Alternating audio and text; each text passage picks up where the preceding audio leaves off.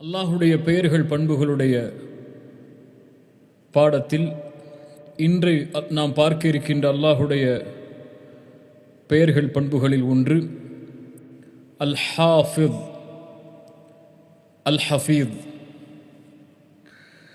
அல்லாஹ் ரப்புல் ஆலமீன் அவனுடைய புத்தகம் அல் குர்ஆனிலே இந்த இரண்டு பெயர்களையும் தன்னுடைய பெயராக அல்லாஹ் பதிவு செய்கிறான்.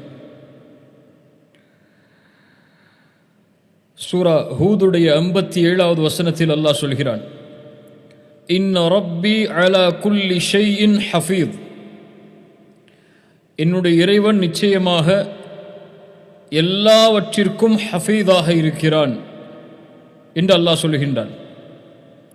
சூரத்து சப 21வது வசனத்தில் அல்லாஹ் சொல்கின்றான், வ ரப்புக அலா குல்லி ஷைஇன் ஹஃபீத். அல்லாஹ் ரப்புல் ஆலமீன் எல்லாவற்றிற்கும் ஹஃபீதாக இருக்கிறான் என்று.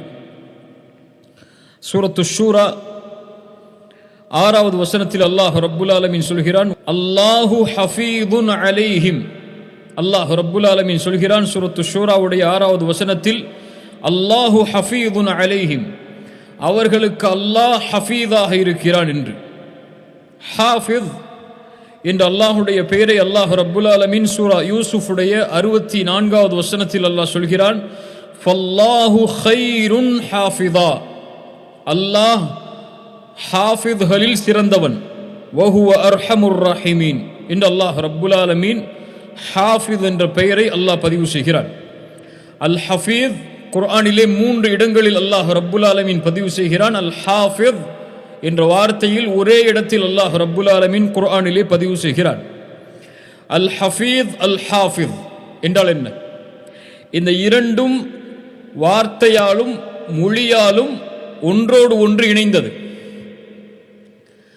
அல் ஹஃபீத் அல் ஹாஃபித் வைத்திருக்கக்கூடிய தன்மை பாதுகாப்பு. அல்லாஹ் பாதுகாப்பவன், அல்லாஹ் பாதுகாவலன் என்று அர்த்தம். அல் ஹஃபீத் என்றாலும் அல் ஹாஃபித் என்றாலும் பாதுகாவலன் என்றுதான் அர்த்தம்.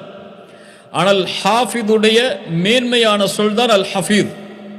அல்லாஹ் ரப்புல் ஆலமீன் மேன்மையான பாதுகாவலன். அல்லாஹ்விற்கு இந்த தன்மையை அல்லாஹ் ரப்புல் ஆலமீன் தனக்கு இருப்பதாக சொல்கின்றான். முஃமின்கள் அல்லாஹுடைய தன்மையை அல்லாஹ் கூறினால், அல்லாஹுடைய தூதர் கூறினால் அதை அப்படியே ஏற்றுக்கொள்வோம், அதை நீக்க மாட்டோம், அது எப்படி என்று கற்பனை செய்ய மாட்டோம், அதை ஒப்பிட மாட்டோம், அதற்கு உதாரணம் கூற மாட்டோம். அல்லாஹ்விற்கு பாதுகாப்பு என்ற தன்மை இருக்கின்றது. அல்லாஹ் பாதுகாப்பவன்.